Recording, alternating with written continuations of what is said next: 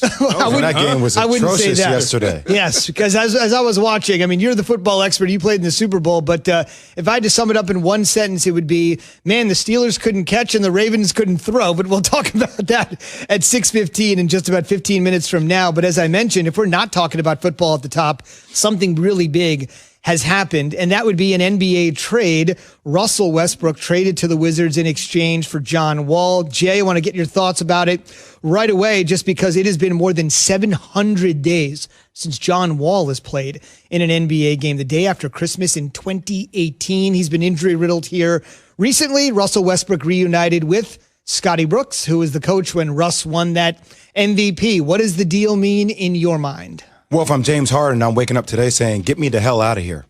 Get me out. I need to go either to Philly. I need to go to Brooklyn. I need to get out of here because this is not what I signed up for. And I don't know if this makes me happy to be here in Houston long term. If I wake up and I'm Bradley Beal on the East Coast in D.C., I'm saying, oh, I think we have a chance to be top 5 in the East right now. Getting Brody to come here to D.C., getting Davis Bertans to sign a 5-year, $80 million deal. This puts us almost in the upper echelon of the Eastern Conference. So, look, I now look at Houston and I say, John Wall, I hope he comes back and has an incredible year. Hasn't played since 2018, okay? He's injury prone coming off that injury. You have DeMarcus Cousins, injury prone coming off an injury. Now, that's an interesting team. If I'm Houston, if I'm Raphael Stone, the GM, how much longer can you hold on to James Harden without him publicly becoming a disgruntled employee? So if he's at a post presser every single day, when you know he's going to be asked this question over and over and over again, are you happy here? Eventually, Harden's going to tell you how he feels. Do you lose trade value the longer you hold on to him? Or now are you starting to look at the Brooklyn situation and say, hey, Karis LeVert, Spencer Dinwiddie, Jared Allen, some future first-round picks. Maybe that is enough for a guy like James Harden, because I feel like James Harden has given his heart and soul to Houston. James Harden deserves to have a shot at winning a world championship, and that will not occur in Houston. He has a better chance of doing that with Brooklyn or Philadelphia. Do the right thing for James Harden. Do the right thing for James. Do the right thing for James. I look at it and say, you know what?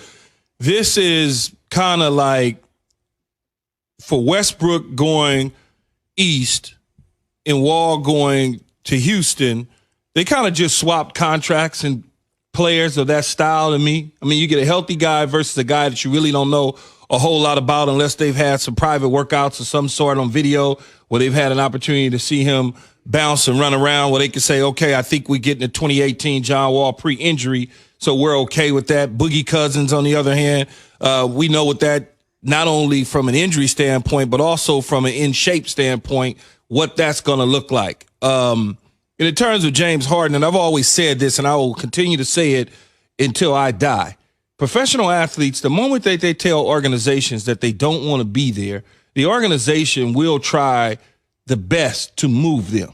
It just because you don't want to have a hostile situation inside of a locker room, especially with a young new head coach coming in to try to manage the situation. I don't care what he's done in his past previous stops with certain athletes and personalities, but to have a new head coach come in and you have a disgruntled player, I don't want to call it disgruntled, a player that's just not really feeling what's going on because he's watching potentially what the Brooklyn Nets could be doing in James Harden or potentially what Philadelphia could be doing. And he's sitting back there saying, I could be a part of that, but you're holding me hostage when I don't want to be here. I think Raphael Stone will get around to figuring out how to move James Harden. You got to go one piece at a time. It's too much to try to, just to digest when you have to deal with Westbrook, which was probably the easier deal to get done, and you got Harden, both of them on the same table, and you trying to navigate through that. That's a lot. So you want to get one off the table. Now we could turn our attentions to James Harden and potentially a Philadelphia deal or potentially a Brooklyn Nets deal. You revisit that now and see where it goes.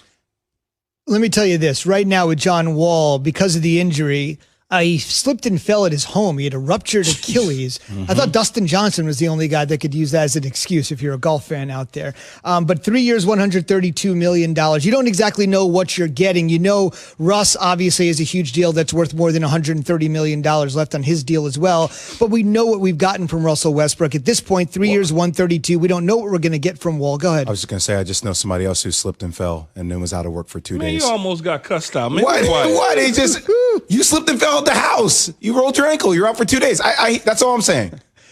DJ slipped and fell at Augusta. Key slipped and fell in Brooklyn. And John Wall did so in and around the district. Because you're trying to sell a narrative to the people that's listening and looking as if I'm clumsy and non-athletic. No, you're extremely athletic. And I'm not going to have you doing that. Your dog came underneath you and you didn't see him early in the morning. I'm just saying it happens. It's feasible. That's all. No doubt. We're always having fun. So just quickly to go back, you don't know what you're going to get from Wall, as I mentioned, the 700 days, 3 years, 132. But let me ask you it from this particular standpoint, Jay, from an NBA perspective. The Wizards, this wasn't really talked about much because they haven't been talked about much. They were in the bubble. They played 8 games.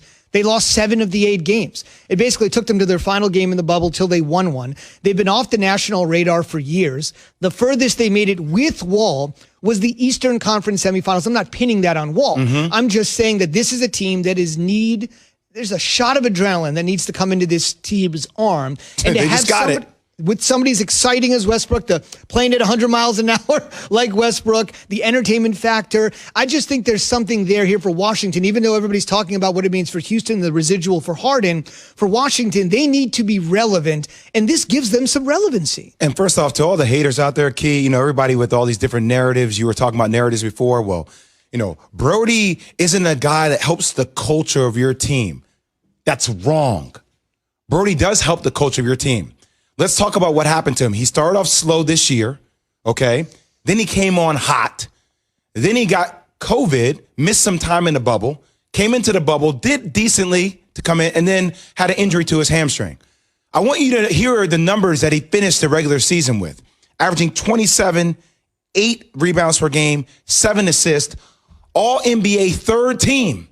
Now you pair him with a guy like Bradley Beal, that is one of the most prolific scorers we have in the game. Davis Bertans, another guy that shot 43% from the three-point line. The style and pace in which they're going to play in D.C., Eastern Conference is wide open. I mean, look, the Nets are probably the favorite.